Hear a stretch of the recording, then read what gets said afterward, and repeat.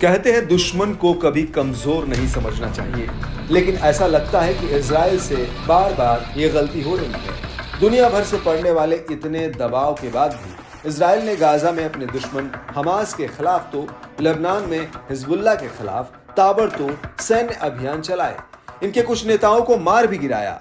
इसके बाद भी इजराइल के ये दुश्मन कमजोर होते नहीं दिख रहे हैं।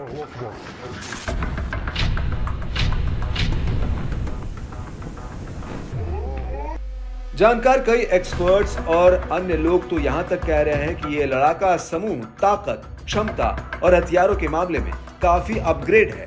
गाजा में की जा रही इजरायली हिंसा के खिलाफ यमन की सेना और वहां के हूती समूह ने भी हमास के समर्थन में लाल सागर में समुद्री जहाजों पर हमले कर रहे हैं।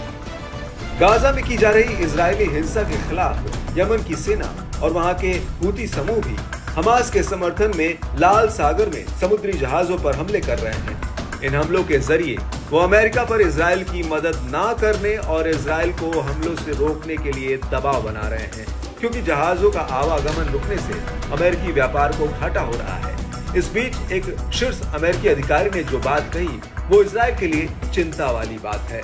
उन्होंने यमन की सेना के हथियारों और उनकी क्षमता पर आश्चर्य व्यक्त किया है।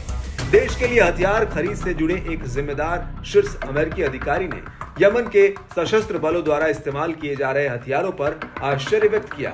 अमेरिकी अधिकारी ने एक कार्यक्रम में बीते 6 महीनों में यमनी बलों द्वारा किए गए ऑपरेशन और उसकी क्षमता पर कहा कि मैं बस हैरान हूं।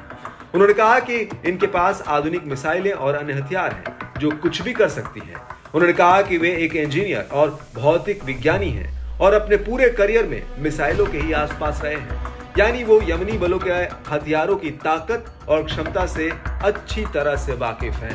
उन्होंने कहा कि यमनी सेना डरावनी होती जा रही है। यमनी सेना ने अक्टूबर 2023 से अब तक इजराइल के खिलाफ सैकड़ों हमले किए। इजराइल पर दबाव बढ़ाने के लिए इसने इजरायली और अमेरिकी जहाजों को निशाना बनाया। इसके साथ ही यमन के सैनिक तट पर अमेरिकी सेना के जहाजों को भी निशाना बना रहे हैं। अमेरिकी जहाजों को यमन इसलिए निशाना बना रहा है क्योंकि गाजा में इजराइल जो कर रहा है उसमें अमेरिका ही उसकी मदद कर रहा है। अभी हाल ही में यमनी सैनिकों ने अमेरिकी नौसेना के खिलाफ 2 ऑपरेशन चलाए। पहले ऑपरेशन में क्रूज मिसाइलों और ड्रोन का इस्तेमाल करके अरब सागर में अमेरिकी पोत पर हमला किया गया। दूसरे ऑपरेशन में बैलिस्टिक मिसाइलों और मानव रहित वाहनों के साथ लाल सागर में 2 अमेरिकी सैन्य वाहनों को निशाना बनाया गया। रिपोर्ट के मुताबिक दूसरे हमले में यमन की सेना ने कम से कम 8 drone, 5 anti ship ballistic missile और एंटी शिप क्रूज मिसाइलें अमेरिकी सैन्य वाहन की तरफ दागे गए।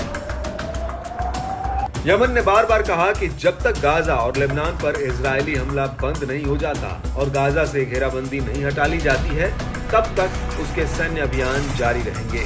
इससे साफ है कि इजरायली प्रधानमंत्री बेंजामिन नेतन्याहू अपने दुश्मनों के खिलाफ भले ही कितनी बड़ी बड़ी बातें करें, लेकिन युद्ध के मैदान में इजराइल कोई खास मजबूत स्थिति में नहीं दिख रहा है।